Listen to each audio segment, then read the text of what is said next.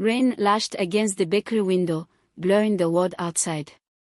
Inside, Maya sifted flour, a familiar ache settling in her chest. It had been 2 years since the fire, 2 years since her carelessness had taken away the family business her grandfather had built. Shame, a bitter companion, clung to her like the smoky scent that lingered in her hair. Today was the anniversary. Maya had spent the morning baking, the rhythmic kneading a way to soothe the storm within. Suddenly, the bell above the door jingled. A woman with kind eyes, hair streaked with grey, stood there. "Are you Maya, the baker?" she asked. Maya nodded, anxiety tightening her throat. "I used to own the bakery next door," the woman continued, "until I retired. But I miss the smell of fresh bread." Her gaze softened. "I heard about the fire. It's a shame, but sometimes endings are just beginnings." Maya's heart skipped a beat.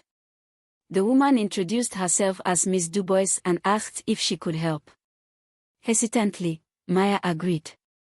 Over the next few weeks, Miss Dubois became a regular visitor, sharing her experience and wisdom. Together, they cleaned the bakery, the air thick with flour dust and whispered memories. Maya learned new techniques, her fear morphing into a quiet determination. One morning, a handwritten note lay beside a basket of fresh vegetables on the doorstep. It was from Miss Dubois, offering a small loan to help Maya reopen. Tears welled up in Maya's eyes.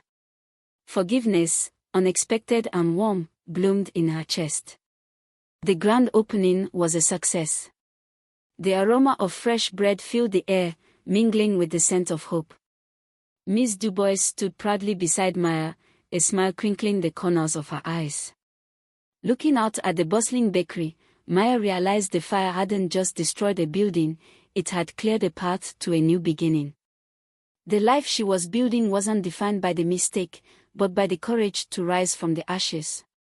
As she kneaded dough for the next batch, a newfound confidence filled her hands.